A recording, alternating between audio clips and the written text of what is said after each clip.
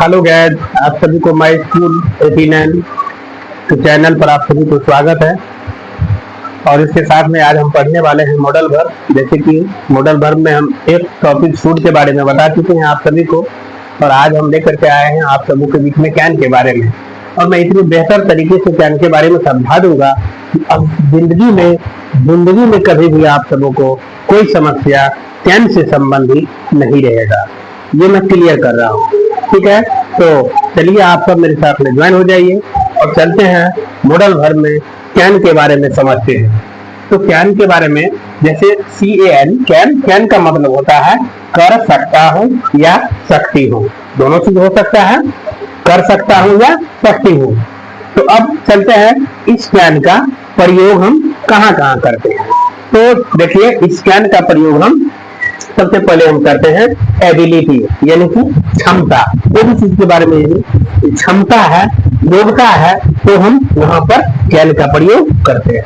उसके बाद में है परमिशन यानी अनुमति, और तीसरा वाला है पॉसिबिलिटी यानी कि संभावना। यहाँ पर संभावना हो वहां पर हम कैन का प्रयोग करते हैं।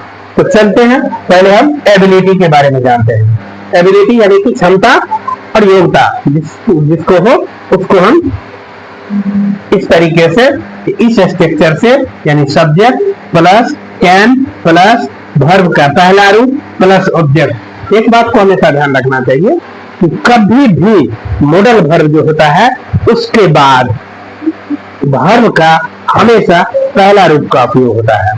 इसीलिए subject plus can plus verb का पहला रूप प्लस ऑब्जेक्ट। और इस तरीके से हम एबिलिटी यानी जो क्षमता या योग्यता होता है उसके संदर्भ में ये 4 ट्रांसलेशन हमने दिए हैं। जैसे मैं यह कर सकता हूं, इसका मतलब हुआ वो जो व्यक्ति जो काम कर रहा है वो करने का उसके पास में क्षमता है, और इसीलिए वो कह रहा है कि मैं यह कर सकता हूं। तो मैं यह कर सकता हूं, इसका ट्रांसलेशन क्या बनेगा? तो ट्रांसलेशन बनेगा I can do this. Clear? I can do this. दूसरा है तुम अंग्रेजी बोल सकते हो, यानी कि अंग्रेजी बोलने की उसमें क्षमता है, इसीलिए वो कह रहा है कि तुम अंग्रेजी बोल सकते हो। तो क्या होगा? You can speak English. आप अंग्रेजी बोल सकते हैं। क्लियर? उसके बाद में मैं सवाल बना सकता हूं, आई कैन सोल्व द सम, यानी कि मैं सवाल बना सकता हूं। उसके बाद में वह नृत्य कर सकती है, तो वह नृत्य कर सकता है। तो ये हम छोड़ते हैं आप लोगों के लिए।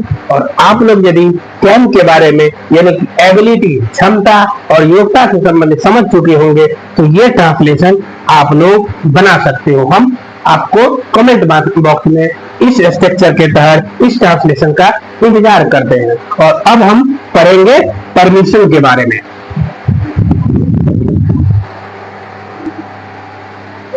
तो चलिए, परमिशन यानी कि अनुमति में होता है या तो आप अनुमति किसी को देते हैं या आप अनुमति किसी से लेते हैं। सिर्फ 2 ही प्रकार का ट्रांसलेशन परमिशन में आता है। जैसे कि पहले हम लेते हैं परमिशन लेने के लिए, यानी कि अनुमति लेना।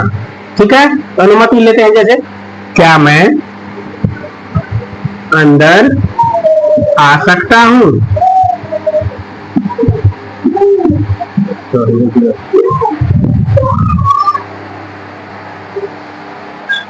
तो देख लेते हैं परमिशन यानी कि अनुमति, और अनुमति में होता है 2 प्रकार का।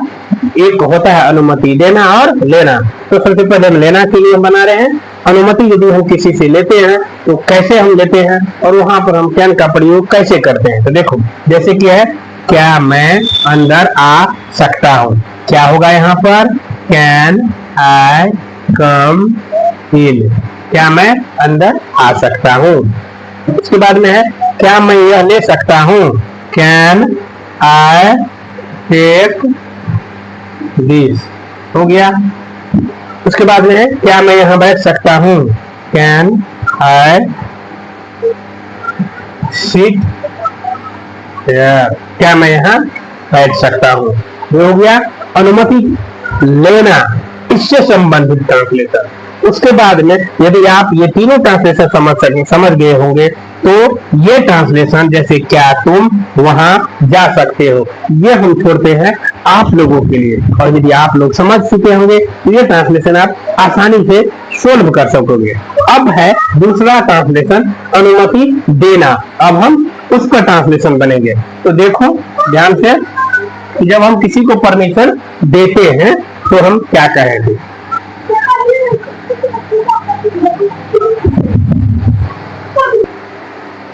तो देख सकते हो ये हुआ परमिशन हम देना। यदि किसी को हम परमिशन देते हैं, हाँ तुम यह काम कर सकते हो, हाँ तुम यह ले सकते हो, हाँ तुम मेरा गाड़ी ले सकते हो, ये सब हुआ अनुमति देना। और जब हम अनुमति किसी को देते हैं तो उसमें हम इस प्रकार के वाक्य आ सकता है, या तो अनुमति आप देंगे हाँ होगा, या अनुमति आप नहीं देंगे यानी कि ना होगा। दो बात छोड़ करके तीसरा कोई भी चीज हो ही नहीं सकता है, इस बात को हमेशा ध्यान में रख लो तुम लोग। तो यहाँ पर क्या है, हाँ तुम जा सकते हो, यस यू कैन गो, हाँ तुम जा सकते हो गया। उसके बाद हाँ तुम यहाँ आ सकते हो, क्या होगा, yes you can come here, हाँ तुम यहाँ आ सकते हो। उसके बाद क्या है, हाँ तुम वहां जा सकते हो, yes you can go there, there mean वहां, हाँ तुम वहां जा सकते हो। और इसी तरीके से है कि तुम क्रिकेट खेल सकते हो, यहाँ पर भी अनुमति दे रहा है। तो यह ट्रांसलेशन हम छोड़ते हैं आप लोगों के लिए कमेंट बॉक्स में, कि आप लोग कमेंट बॉक्स में इस ट्रांसलेशन का जवाब दीजिएगा। उसके बाद अब हम चलते हैं पॉसिबिलिटी यानी कि संभावना। कैन का प्रयोग संभावना में हम किस प्रकार से करेंगे, चलते हैं। तो आते हैं पॉसिबिलिटी यानी कि संभावना, और संभावना पर ट्रांसलेशन इस प्रकार के आ सकता है, जैसे आज बारिश हो सकता है, संभावना है, हो भी सकता है, नहीं भी हो सकता है, भारत मैच जीत सकता है, जीत भी सकता है, प्लेयर परफॉर्मेंस अच्छा करेगा तो जीत सकता है मैच, नहीं करेगा तो नहीं जीत सकता है, कोई भी गलती कर सकता है, कोई भी यहाँ आ सकता है। ये हुआ संभावना से संबंधित। और जहां पर संभावना का होगा वहां पर भी हम कैन का प्रयोग कर सकते हैं, जैसे आज बारिश हो सकता है, तो क्या हम लिखेंगे, टुडे इट कैन रैन, हो गया। भारत में जीत सकता है, India can win the match, यानी कि India can win the match. कोई भी गलती कर सकता है, एनीवन कैन मेक मिस्टेक, कोई भी यहाँ आ सकता है, एनीवन कैन कम हियर,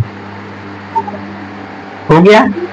तो ये संभावना से संबंधित ट्रांसलेशन था। आशा करते हैं आप लोग कैन से संबंधित ये सारे ट्रांसलेशन आप लोग बेहतर से आप लोगों को दिमाग में समझ में